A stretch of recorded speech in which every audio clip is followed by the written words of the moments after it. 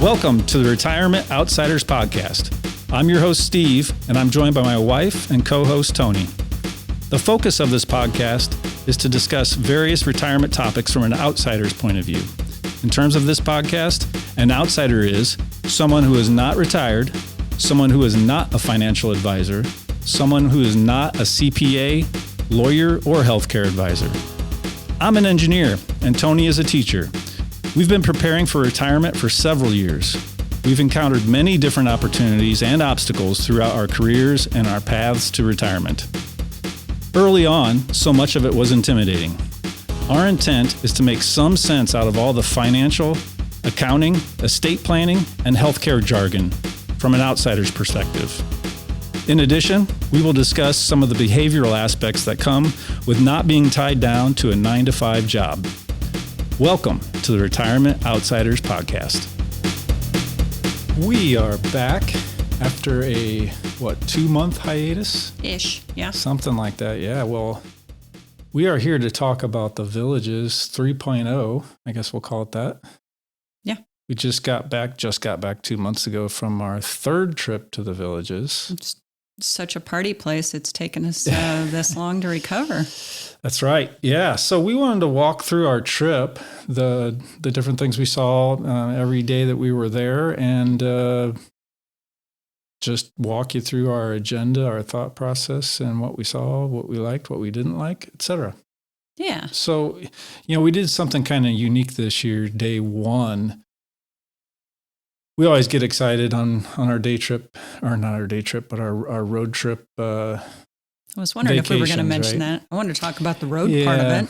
The road trip. We always have plans for we're going to leave on in the morning of day whatever, and we end up getting antsy and generally leave the night before. Yeah, we decide about a week before we're going to leave. I'm always like, we're not going to want to do that. We want to get going. We love the road trip, so we usually spend 2 nights on the road. And Steve discovered that. So we've been to Buc-ee's a couple of times.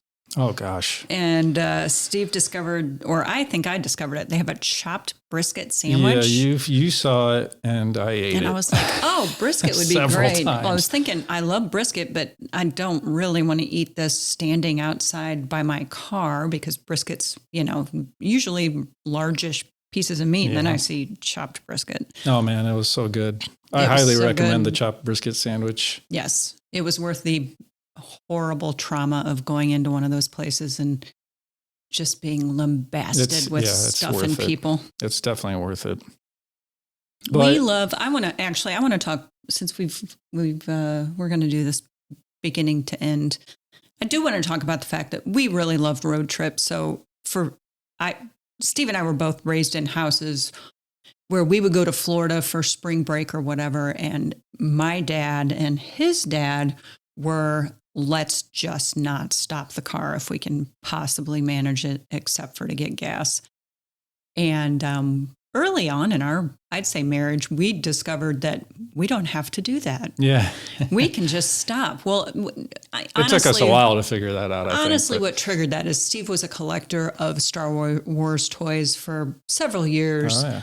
And so he would map like Walmart's and Toys R Us's and whatever. This is like early 2000s. And we would kind of plan our trips that way. And we kind of figured out, this is kind of fun and we don't have to rush. We can just enjoy the journey. And we really do. And podcasts have made it even better, honestly. Oh, it makes it so much easier from a mental standpoint. You're like, I used to get tired. Yes. On road trips when I was driving in my 20s and 30s. And it's just, it helps keep me awake and focused. And well, and also knowing that we're generally, except for, there's always exceptions, but really in general, we try to keep it under 8 hours, 6 to 8 hours, especially if we're doing a road trip. We're doing a road trip later this summer where we're going to be somewhere different every single night. And what's the longest day we're going to be on the road? 10. The first night's going to be about 10 hours. Right. We're basically getting out of the Midwest, and we agreed on that we were going to fight through it because we're going to end up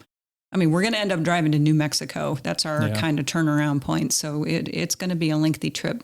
Roswell is the furthest. That's the furthest we've driven, I think, ever. Can't wait. Yeah, looking forward to it. We've got a lot of good travel planned this summer. Yeah, for sure. But let's talk about past travel. So the first night we stopped somewhere in Georgia, but the second night we were going to arrive in Florida a day before we got our Airbnb.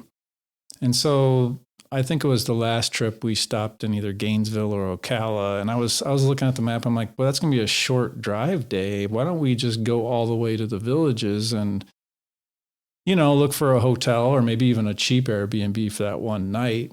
And as I was looking through, I saw there's a Holiday Inn Express right there essentially in the parking lot of Spanish Springs. So I'm like, heck yeah, let's stay there. Right, because we've visited Spanish Springs several times, but it's a pretty long haul from the Airbnb that we've gotten. Yeah.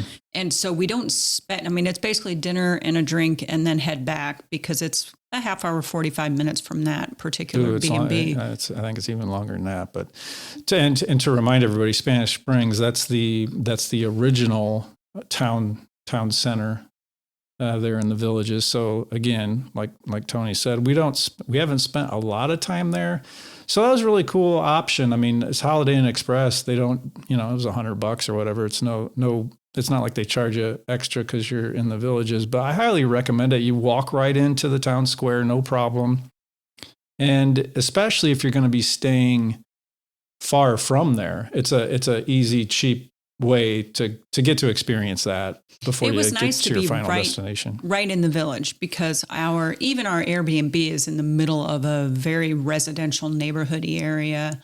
And so there isn't, there's little town square-y things or whatever those are called around there, but it was really cool to just be able to walk into this. If you've ever visited like a small town and been able to just walk everywhere you want to go, it's a good time. Yeah, for sure. And speaking of that, the one thing we really did, we went to McCall's Tavern there, which it was really interesting. We went there during the day for like a lunch dinner type situation. We call it dinner. Probably 4 or 5 o'clock, something like that.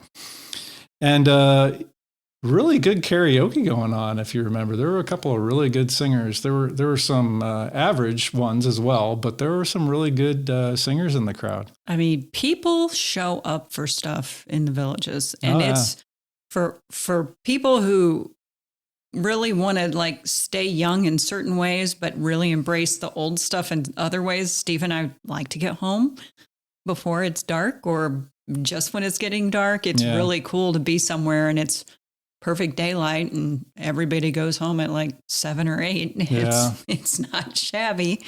Well, the other cool thing I noticed is, when we were in the tavern there, again, McCall's Tavern, look out the one window, and I was thinking it was going to be outside. Well, it's adjacent to, or it's essentially the bar and grill for a bowling alley.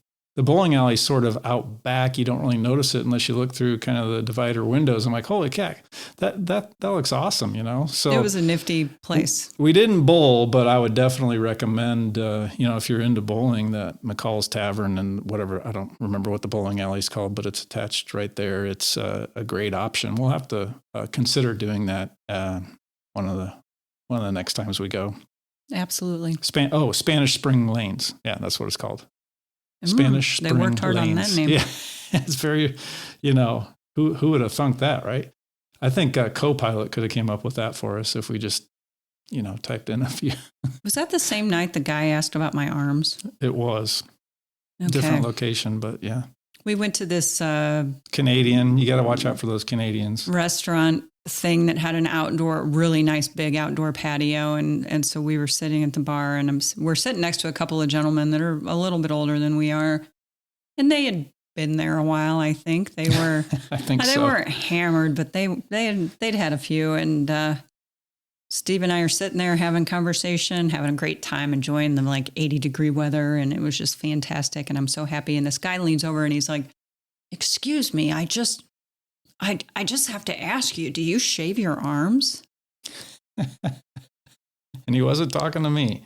And he's sitting directly next to me. And I have decided, this is something I promised myself, is that if somebody says something to me that I don't have to answer. I'm not going to. So I just looked away and didn't respond. But I think everyone who's female in this audience knows that isn't going to work real well when you're directly next to him. And Steve let me handle it, which I did appreciate. He didn't lean over, which I think he kind of wanted to do. And they ended up being actually okay. But I wasn't thrilled with that opening line. Yeah. Yeah, so that was day one, Spanish Springs. So day two, we check out of the hotel. And of course, we've got 4 hours or 5 hours, I think, before we can check into the Airbnb. So we did a little bit of a driving tour, I'll say, around some of the areas we hadn't seen before. One of the things I really wanted to do was head down to Leesburg, Florida, which is just adjacent to the Villages, just on the east side. That's the city where Randy Rhoads lost his life. Randy Rhoads, famous guitar player, played for Ozzy Osbourne back in the early 80s. If you've ever heard the song Crazy Train, that's Randy Rhoads. Well, he passed away in a stupid plane crash that the tour bus driver was flying a plane, goofing around with Randy in the cockpit with him, and ended up buzzing their tour bus and accidentally hit the bus and the ground and burst into flames. But anyway, you can kind of see the general area where he had his plane crash. So, it was cool. That's kind of a horsey area. So it was just different from the Villages. It was just, it's one of those, the business where that crash happened was and still is actually like a RV maintenance grounds. And the house is located on an airstrip where there's like 5 or 6 houses, so uber rich people that have their own private planes, and their tour bus was down. I think it was actually the air conditioning was out, and the tour bus driver, who was also a budding pilot, knew about that place and said, "Hey, we can go get our RV fixed, the AC fixed, and goof around and fly a plane while they're working on it." And so he went and did that, and I guess he. Yeah, and I didn't know the background of that story. Yeah. So the whole fact that, well, of course, it wasn't like they were going somewhere on tour. It was. Well, they were on tour, but they diverted down there to get it fixed, and that didn't happen. Apparently, it didn't have to happen. Apparently, you're not supposed to do coke and fly an airplane. I've never heard that before. Well, I wouldn't have known that. Write that one down. That's a good solid tip for you. So a little bit of dark tourism there, but I kind of get into stuff like that and seeing things like that. So, so that was one of the things we did before we got to the Airbnb that night. Side note, on our trip this west, one of the places we're stopping is in Kansas to see the site of the Cutter murders from Clutter. Yeah. Clutter. Yeah, the Clutter family murders. The Clutter family murders, which is the Capote book. It just ran out of my head. Capote, In Cold Blood. In Cold Blood, yeah. And Steve and I both really enjoyed that, and we're going to listen to the audio again while on the road. And yeah, we like going to see dark, weird stuff, I guess. Yeah, it's seen just kind of fun. John Bonet's house. And we drove by John Benet Ramsey's house. Yep. A couple of sickos. Didn't honk or anything. We did not honk. That is a very wealthy neighborhood. And there were, Yeah. Okay. And so got to the Airbnb, a little bit later in the day, and really we were a little bit tired out. We ended up going down to the Sawgrass Grove to watch some live music, but we didn't venture too far out much that night. We just kind of hung out in the pool and, like I said, saw a little bit of live music, and that was really day 2. Yeah. So it's a good day. Yeah, it was a great day. Day 3, then we definitely got out and saw some things we haven't seen before. So one of the areas we had found a house that we were somewhat interested in was a place called the Village of Fenney inside the Villages. And so we drove the golf cart over there, looked at some houses, and then went to the rec center that's there. And there's a really nice nature walk area around that rec center. So we really enjoyed that. They have those Spanish moss trees all over the place. Spanish moss, is that right? The trees, the Spanish moss is actually I don't think it's an invasive species, but it's not good. Those northern Florida droopy trees, I think they're beautiful, but the stuff that hangs from them is it's not good for the trees. Oh, really? Yeah. Oh, well, that's too bad. Yeah, it's I can't think of what it's called. Yeah, it's a weed. I don't know if it's a weed, but it's the more you know, I guess, right? Yeah. So, but it's a great rec center, a really awesome neighborhood, and certainly a potential landing spot for us if we do end up moving. We loved it. It looks a little less manufactured. A little bit. Rest. Again, a little more trees, a little bit more variety in the houses. Yes. I would say that the variety in the homes as the years go by goes down a little bit. Yes. So agree. If you're looking for more of that, then the more north, I guess, the better. But the Fenny Grill was hopping. It was hopping. We went to the Fenny Grill for lunch. It's just a bar and grill there at the rec center. Everyone was having a great. Oh yeah, and as usual, it's the middle of the day, probably a weekday, wasn't it? And yeah, I think everyone was there to have fun. Having a great time, yeah. Ladies group, I noticed a big ladies group just finished golfing, I think. They all had their, for sure. Yeah. Then we took a little bit of a trip north towards Brownwood. We stopped at a place called Harry and the Natives. It's another bar and grill type situation. It's right on a lake, so it's got a really great view. It's, I'd say half of it or so is open air. Yes. And then the other half inside. It's a really cool spot. I'm looking at the name of this lake, and I'm going to mispronounce it probably, but it's worth trying because it's a funny. Even if I pronounce this correctly, it's still going to sound funny. It's Okahumpka. Okahumpka, yeah. Okahumpka. It could be something. It could be something else, but it's just a really fun spelling. That's what it is at this point.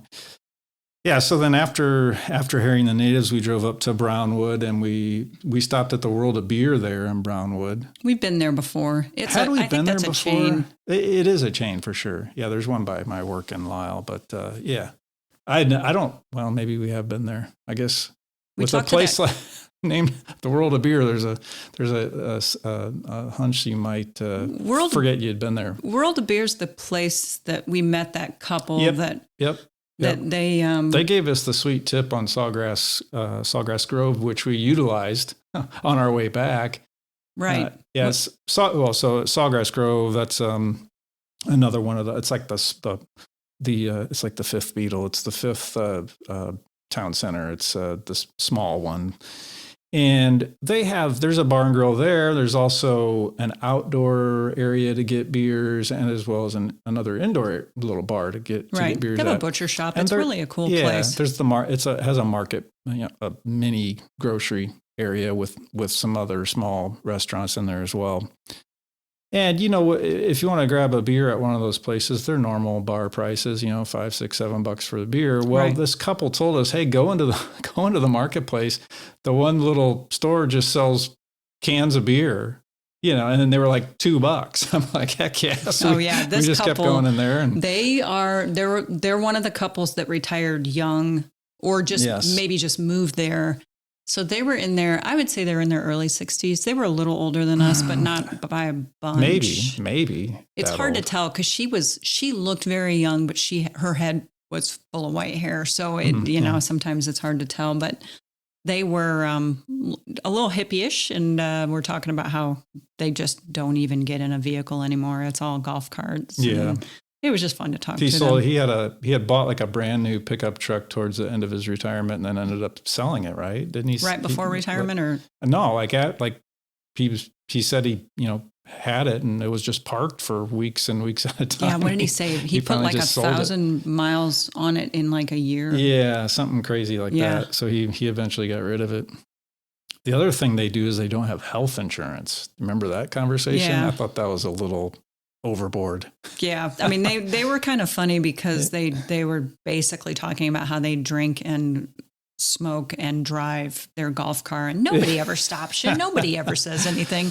And we're both sitting there trying not to be judgy people from the Midwest. Yeah. So yeah, they were fun. They were, yeah.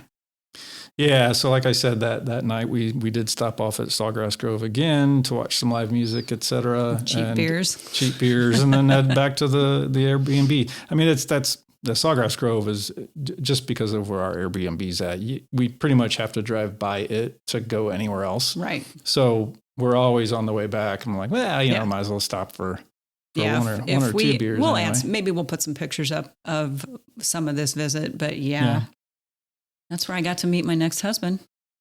Oh, that's right. I forgot about that. I got a picture of me, and I just some rando dude. I saw him walking, and he had a funny shirt on or something, didn't he? Sugar Daddy. I was like, well, clearly that's who I should be following. So this was a 70s, maybe early 80s guy with this Sugar Daddy shirt. Oh, you got a picture of a hot chick, so. I was hurdling lawn chairs to get to him so I could get my picture. Yeah. I guess I'm the one that took the picture, I think. So. No, you didn't. No. You stayed where you were. You were like, whatever. All right. Day number 4. Let's move on. We're getting distracted here. Day number 4. We went to Eastport, the newest town center. Oh, it's showing a lot of promise. It looks really cool. Agreed. I would say that probably 10 to 15% of the businesses are actually open doing business. But it does look really cool. There's a big lake there. Hotel. On the lake that looks adorable. Yeah, there's which the hotel's open. And the hotel was definitely in business. We walked in there. It's pretty nice. And we got an ice cream there at the ice cream shop in the hotel. And out front of the hotel, like I said, there's the one side of the hotel you're gonna have a lake view. Right. And there's a huge boardwalk out there for folks to enjoy as well. And then there's also an island, Sunset Island. You can walk out and check out that. And I think one of the things they do have an outdoor music area. But I also think they have some kind of entertainment, maybe on a barge or a boat. Like they might even put bands out there on the lake, which would be really cool. Yeah, that would be. There's this what would you call it? Like, I mean, they're big steps, but there's a name for that, and I can't think of it. Like terraced, almost like an amphitheater style steps. I mean, it's on the one side, like kind of corner of the lake or whatever. Yeah, it you was might cool. fit 150 people on those, maybe something like that. Mm-hmm. But yeah, there were hand railings, and clearly you could sit and look out onto the lake. So I would assume there's some entertainment out there from time to time. Probably fireworks displays during the 4th and that. A lot of construction going up around it, housing and all of that. I don't think I would want to live in that area because it's pretty far from everything else, right? I mean, if you were north of Eastport, like Fenny, village of Fenny is north of Eastport, and you've got good access to Brownwood still. You've got Sawgrass Grove is right there. So I think north of Eastport is decent still. Good. Okay. And of course, if they continue to build south, I don't know how much land they actually own or how much they're going to be able to get. But it would depend on that, obviously, if they build more and more things out that way. And then just west of Eastport, we went out towards the Villages High School. That was a really interesting area. They've got this huge high school. Yes, and it's charter, right? It's a charter school, is my understanding. It's just massive. It's like a small community college almost, and it has I'll say sort of a downtown area. It's several bars, restaurants, and shops. We went to the Victory Sports Grill there that day and had a couple of drinks. I don't think we had food there. No. But there's a performing arts center there that's part of the school, and I can't remember what band Somebody was playing. We'd heard of. Yeah, it wasn't anything huge, but there was something going on. It was one of those bands that still tours from the 80s, and maybe one member is, I can't remember who the heck it was, but it was a fairly big deal. Tons of places to go. They even have a Portillo's down there for all you folks from the Chicago area, so you can still get your Portillo's fix in the Villages if you really want to. Yeah. Yep. But that was pretty much day 4. Day 5 then was a little bit slower of a day for us. We were taking a little bit easier. One of the things we did is we went to an open house, though, for a house we had seen for sale that kind of checked all the boxes, and we just really wanted to see it. Unfortunately, that was the only one that we were really interested in that had an open house, and we just didn't, we're not ready. How many open houses did we go to? Well, we went to a couple other ones, but just because we, just because we were nosy and yeah. But I didn't want to call the other places and have someone show it to us, knowing that we're just not ready yet. So why bug them? But the house that we loved was that was a tough one. Well, it was crazy. So this house. So number one, big Buffalo Bills fans. They had Buffalo Bills stuff all over this place. But it really checked every box. It had the the tile that we really liked, the pool. They had the attached hot tub to the pool, which was like more than what we want. The outside patio, half of it was glassed in with a mini split, so we could put exercise equipment out there and stuff like that, and that'd be great. Have it temperature controlled. It was really, really nice, and they ended up. By the way, that's a lanai. Yeah, the lanai. Sorry, and they ended up. So the story on that house was the couple loved it. They had built the house there 5 or 6 years ago, and they have some good friends that are down in the southeast of Florida. Naples. No, it wasn't Naples. Naples is on the West Coast, but that's okay. You're not gonna run into Naples on the East Coast. I'll tell you that. Why do I have Naples? Cape Coral? Cape Coral. I think it was Cape Coral. So they had some friends that lived there, and they basically just decided they wanted to live closer to their friends rather than in the villages. So they were moving, and they were hell bent on selling that house because they ended up. By the time we saw it, they had lowered it $50,000, and then they had lowered it another $50,000 by 2 or 3 days after we got home, and then it sold. It was killing us. Like, my God. We were just like, we're not ready. I was like, maybe we could be ready at this point. If it was a year from now, I think we could have, gone with the expense and the discomfort of having to. Yeah, maybe. But not yet. Yeah, it's a little too early. Hopefully the people who bought it hate it and decide to move. Yeah, right. That would be nice. It was a cool house. It is a cool house. But I will say, in terms of real estate, certainly the last 6 to 9 months, it's really cooled down there. There are houses that are on the market for 3 and 6 and 9 months, and there are pretty serious cost cutting going on, dropping the prices of the houses. And so certainly the market is slowed way down. And I'm thinking it probably still has some more slowing to go, which obviously would benefit us if we end up wanting to move down that way. And one nice thing about being in the villages, for those of you who are thinking about a visit and maybe are thinking about moving there, they have open houses every day. You just look for open houses, and it's not a Sunday thing. Like where we're from here in the Midwest, it's pretty much Sundays. You'll see an occasional open house on a Saturday, but in the villages, it's every day, all day. Every day of the week. And one of the things I didn't notice when we were there, I don't know if this is new or we just didn't notice it, but when you live in the villages, you get a newspaper every day as part of your amenity fee. And so we were getting newspapers delivered every day. And so I wonder if you can turn it off or something if you know you're not going to be there. And they must have just forgot this time. Maybe. Because I don't ever remember seeing them. But they're full of all the houses for sale and open houses. You just pick up a paper and you could spend your whole day looking at open houses if you really wanted to. Mm-hmm. So. Yep. Or you can do the tour of the new places when they have the new neighborhoods, those Street of Dreams. Those are really fun too. We did that not this year, but last year.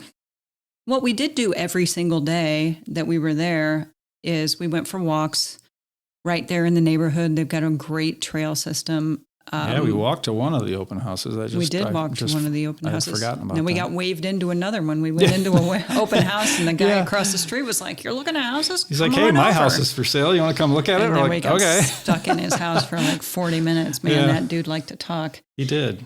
Ooh, but it was good. I mean, I'm glad we did it because we learned, a little bit here and there about, basically he was telling me that they had built that house. I mean, it's only been 3 or 4 years that they built that house. They're actually moving to a different house in the villages. They're building another one, But he was telling us that the amount of options that are available now versus 3 or 4, whenever he built it, has been drastically reduced. Yes. And prices have gone way up for building. So that'll be interesting to see, because if the prices keep going up for the new houses and the ones for sale keep going down and there's fewer options, I mean, something's got to give there, obviously. So Right. So we did the walking every day. Yeah. We actually got back to our place. We spent a lot of our evening time in our Airbnb this time. Yeah, we pool, really enjoyed the pool area Watching and random baseball games and stuff. Alligator action. Lots of alligators this time. Oh yeah. Just all over the place. Snake. So yeah, the snake. Couple of snakes. We jumped a little bit. Yeah, there was one huge one, but yeah, the one alligator that was up on the shoreline was a little precarious, because that was 10 feet from where we had to walk by They him. have very short legs. They do have short legs. There's no doubt about that. They do. Yeah. I tell you what, they're fast though. Yeah, they are. I picked up the pace, I think, and I had the rear view mirrors on. Well, I've got a plan. I didn't tell you my plan. My plan is when I'm living there, Yeah. I'm going to find a friend with a tiny dog, and that's who I'm walking with. Yeah. That's You don't have to outrun the No. alligator. You just have to outrun the tiny dog. Yes. There you go. See, Yeah. that's a good plan. Well, there you go. That's the Villages Part 3. I think, what we might do, Tony, you alluded to our vacation this summer. We're going kind of a partial Route 66 tour. So maybe we'll take some notes and do a podcast on that. That might be kind of interesting. I'm so excited. We're doing some really fun stuff this summer. That trip has all of my anticipation energy right now. I cannot wait for that trip, and it's going to be exhausting because we're going to be somewhere different every night, but we've gotten pretty good at that. Yeah, for sure. Okay. I think that's it. Goodbye, everybody. Thank you for joining us today on the Retirement Outsiders podcast. Please remember to rate, like, and subscribe on Spotify, YouTube, or wherever you listen. Thanks again, and we hope you'll join us next time on the Retirement Outsiders.